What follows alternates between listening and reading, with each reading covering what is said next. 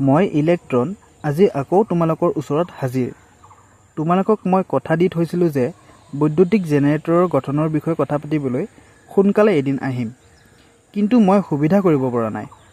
তোমালোকক সেই কথাখিনি ক'বলৈ নাপাই মই বৰ অশান্তিত আছোঁ। এইখিনি মোৰ আৱেগৰ কথা। কিয় জানানে? জেনেৰেটৰ আৱিষ্কাৰ নোহোৱা হ'লে তোমালোকৰ লগতেই নহয়, মানৱ জাতিৰ লগত আমাৰ আত্মীয়তা গঢ়ি উঠাৰ সুবিধা নহ'লেইহেঁতেন। বাৰু, কথা বহলাই নাথাকোঁ।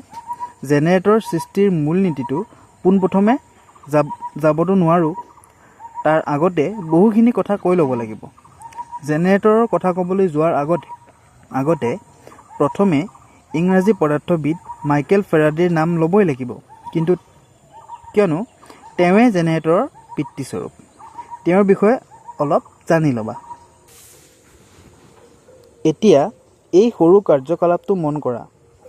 কুণ্ডলীটো দেখিছা? কুণ্ডলীটোৰ মূৰ দুটা গেলভেনোমিটাৰৰ লগত সংযোগ হৈ আছে, দেখিছানে?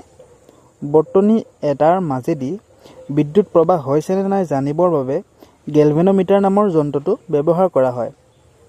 চুম্বক এডালৰ এন মূৰটো কুণ্ডলীটোৰ পিনে ৰাখি চুম্বকডাল এতিয়া বাহিৰৰ পৰা কুণ্ডলীটোৰ ভিতৰলৈ সুমুৱাই নিব। চাই থাকিবা দেই। সেয়া দেখিছানে? চুম্বকডাল যিমানেই ওচৰ চাপি আহি আছে, গেলভেনোমিটাৰৰ কাঁটা সিমানেই বেছিকৈ বিক্ষেপণ হৈছে।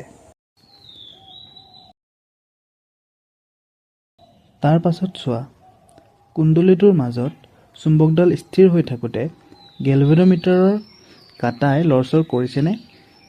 এইবাৰ চুম্বকডাল কুণ্ডলীটোৰ পৰা উলিয়াই আনোতে গেলভেনোমিটাৰৰ কাঁটাই আকৌ লৰচৰ কৰিছে। অৱশ্যে কুণ্ডলীটোৰ পৰা চুম্বকডাল যিমানে আঁতৰি আহিছে, গেলভেনোমিটাৰৰ কাঁটা বিচ্যুতি সিমানে কমি আহিছে।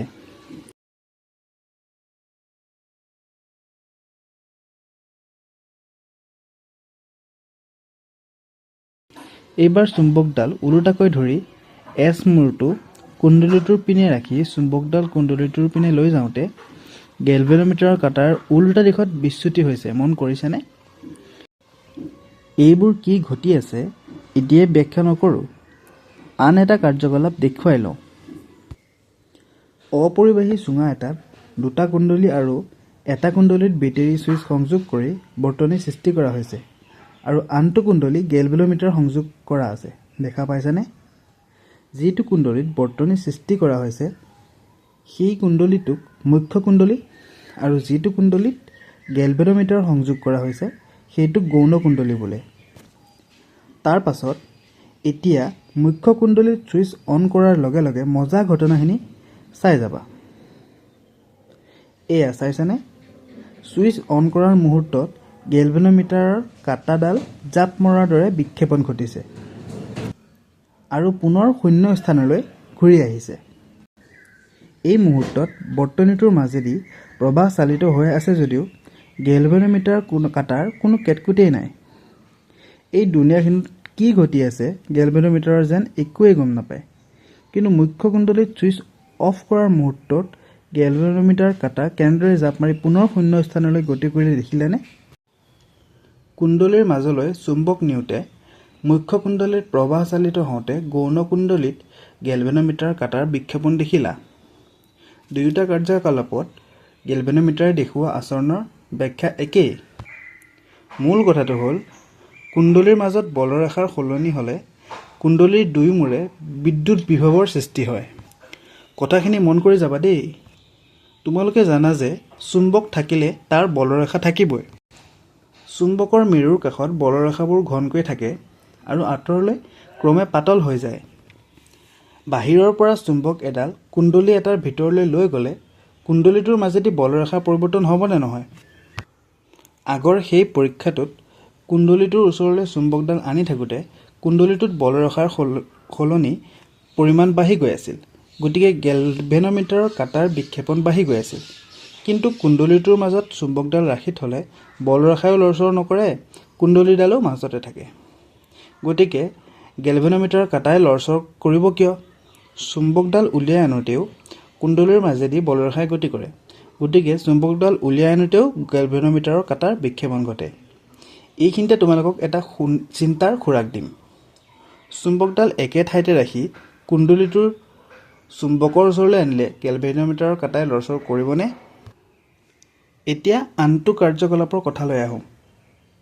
মুখ্য কুণ্ডলীটোৰ মাজেৰে বিদ্যুৎ চালিত হোৱাৰ লগে লগে কুণ্ডলীটো চুম্বকলৈ পৰিণত হ'ব বুলি জানা। আনহাতে চুম্বকলৈ পৰিণত হোৱাৰ লগে লগে বলৰেখা উৎপন্ন হ'ব বুলিও জানা। মুখ্য কুণ্ডলীটো চুম্বকত পৰিণত হোৱাৰ লগে লগে উৎপন্ন হোৱা এই বলৰেখাবোৰ গৌণ কুণ্ডলীটোৰ মাজেৰে পাৰ হৈ যাবনে নাযায়? গৌণ কুণ্ডলীৰ মাজেদি বলৰেখা পাৰ হৈ গ'লে গৌণ কুণ্ডলীত বিদ্যুৎ আবিষ্ট হ'বই। কিন্তু মাত্ৰ মুখ্য কুণ্ডলীত ছুইচ অন কৰাৰ সময়তহে গৌণ কুণ্ডলীলৈ বিদ্যুৎ আহে আৰু মুখ্য কুণ্ডলীৰ মাজেদি প্ৰবাহ চালিত হৈ থকাৰ সময়ত গৌণ কুণ্ডলীত প্ৰবাহ নাপায় কিয়? এইটো খুব মজা প্ৰশ্ন, মন কৰিবা দেই। বৰ্তনী এটাত ছুইচ অফ থকাৰ সময়ত প্ৰবাহৰ মান 0 হৈ থাকে। ছুইচটো অন কৰিলে সেই প্ৰবাহ 0ৰ পৰা বাঢ়ি নিৰ্দিষ্ট পৰিমাণত থিৰ হৈ ৰয়। ধৰো কোনো এটা বৰ্তনীৰ মাজেদি 5 এম্পিয়াৰ প্ৰবাহ চালিত হয়, কিন্তু ছুইচ অন কৰিলেই বৰ্তনীটোৱে 5 এম্পিয়াৰ প্ৰবাহ নাপায়। 0ৰ পৰা বাঢ়ি গৈহে প্ৰবাহ 5 এম্পিয়াৰত স্থিৰ হয়। প্ৰবাহৰ এনেকুৱা সলনি অতি কম সময়ত হয় বাবেই আমি টলকিবই নোৱাৰোঁ। যি কি নহওক, প্ৰবাহৰ এই সলনিয়ে কুণ্ডলীটোৰ সৃষ্টি কৰা চুম্বক ক্ষেত্ৰৰো সলনি কৰিব। চুম্বক ক্ষেত্ৰ সলনি হ'লে বলৰেখাৰ সলনি হ'ব আৰু সলনি বলৰেখাবোৰে গৌণ কুণ্ডলীৰ মাজেদি পাৰ হৈ যাব। সেইবাবে গৌণ কুণ্ডলীত প্ৰবাহ আবিষ্ট হ'ব। খন্তেক সময়ৰ পিছতে যেতিয়া মুখ্য কুণ্ডলীৰ প্ৰবাহ স্থিৰ হ'ব, তেতিয়া বলৰেখাও স্থিৰ হ'ব আৰু বলৰেখাবোৰ স্থিৰ হ'লে গৌণ কুণ্ডলীত বিদ্যুৎ আবিষ্ট নহয়। কথাখিনি মজা নহয়নে? মুখ্য কুণ্ডলীৰ ছুইচ অফ কৰোঁতেও প্ৰবাহ 0লৈ আহি স্থিৰ হয়। গতিকে ছুইচ অফ কৰিলে মুখ্য কুণ্ডলীৰ বলৰেখাৰ সলনি হয় আৰু গৌণ কুণ্ডলীত তাৰৰ প্ৰবাহ পৰে। এনেদৰে এডাল পৰিবাহীত হোৱা চুম্বক ক্ষেত্ৰৰ পৰিৱৰ্তনে আন এডাল পৰিবাহীত প্ৰবাহ আবিষ্ট কৰা প্ৰক্ৰিয়াটোক বৈদ্যুত চুম্বকীয় আবেশ বোলে। বৈদ্যুতিক জেনেৰেটৰ এটাৰ গঠনৰ মূলনীতিৰ বিষয়ে ক'বলৈ কিমানখিনি কথা ক'ব লগা হৈছে মন কৰিলানে? অৱশ্যে এতিয়া পটকৈ বুজি পাবা। এতিয়া একেবাৰে মূল কথাখিনিলৈ আহোঁ। এইফালে আহা। এয়া চোৱা। বৈদ্যুতিক মটৰৰ দৰে জেনেৰেটৰটো শক্তিশালী চুম্বকৰ দুই মেৰুৰ মাজত এটা আয়তাকাৰ কুণ্ডলী আছে। ভালদৰে মন কৰি যাবা দেই। কুণ্ডলীটোৰ মূৰ দুটাত দুটা আঙুঠি ক্ৰমে R1 আৰু R2 সংযোগ কৰা আছে আৰু সেয়া আঙুঠি দুটাৰ ভিতৰি ভাগ আন্তৰিত কৰি অক্ষদণ্ডৰ লগত সংযোগ কৰা আছে আৰু সিহঁতক দুটা ব্ৰাছ ক্ৰমে B1 আৰু B2য়ে হেঁচা মাৰি ধৰাৰ দৰে ধৰি ৰখা হৈছে। ইফালে ব্ৰাছ দুটা গেলভেনোমিটাৰৰ লগত সংযোগ কৰা আছে। মোটামুটিকৈ এইটো বৈদ্যুতিক মটৰৰে এটা গঠন। এতিয়ালৈকে মটৰ আৰু জেনেৰেটৰৰ বেছি পাৰ্থক্য দেখা নাই, নহয়নে?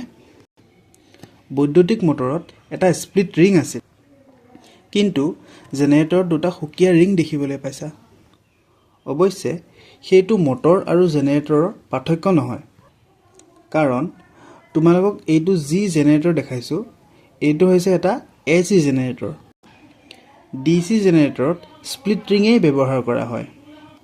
গতিকে এতিয়ালৈকে মটৰ আৰু জেনেৰেটৰৰ মাজত দেখা পোৱা মূল পাৰ্থক্য হৈছে মটৰত কুণ্ডলীৰ মূৰ দুটা বেটেৰীৰ লগত আৰু জেনেৰেটৰত গেলভেনোমিটাৰৰ লগত সংযোগ কৰা হৈছে। মটৰত বিদ্যুৎ প্ৰবাহৰ সহায়ত অক্ষদণ্ডৰ জৰিয়তে আয়তাকাৰ কুণ্ডলীটো ঘূৰোৱা হৈছিল আৰু জেনেৰেটৰত অক্ষদণ্ডৰ জৰিয়তে কুণ্ডলীটো ঘূৰাই বিদ্যুৎ উৎপন্ন কৰা হ'ব। কিন্তু কুণ্ডলীটো ঘূৰাব কোনে? কুণ্ডলীটো ঘূৰাবৰ কাৰণে বাহ্যিক বল প্ৰয়োগ কৰিব লাগে। ব্যৱসায়িকভাৱে বিদ্যুৎ উৎপন্ন কৰা জেনেৰেটৰবোৰক টাৰবাইনৰ সহায়ত কুণ্ডলীটো ঘূৰোৱা হয়। ইয়াত বাৰু কিবা এটা উপায়েৰে ঘূৰোৱা হ'ব, কিন্তু বিদ্যুৎ উৎপন্ন হ'ব কেনেকৈ? খুব ভালদৰে মন কৰিবা দেই। কুণ্ডলীটো চুম্বকৰ বলৰেখাৰ মাজত আছেনে নাই? গতিকে কুণ্ডলীটো ঘূৰালে কুণ্ডলীটো বলৰেখাৰ মাজেদি পাৰ হৈ যাব। কুণ্ডলী এটা বলৰেখাৰ মাজেদি পাৰ হৈ গ'লে কুণ্ডলীটোৰ দুইমূৰে বিভৱ ভেদৰ সৃষ্টি হ'বই। জেনেৰেটৰত বিদ্যুৎ উৎপাদনৰ সেইটোৱেই মূল কথা। ইয়াৰ পিছত জেনেৰেটৰটোৰ পিছৰ কথাখিনি লৈ চোৱা। ধৰি লোৱা ABCD কুণ্ডলীটো ঘূৰাওঁতে AB বাহুটো ওপৰলৈ উঠিছে, তেতিয়া CD বাহুটো তললৈ নামিব।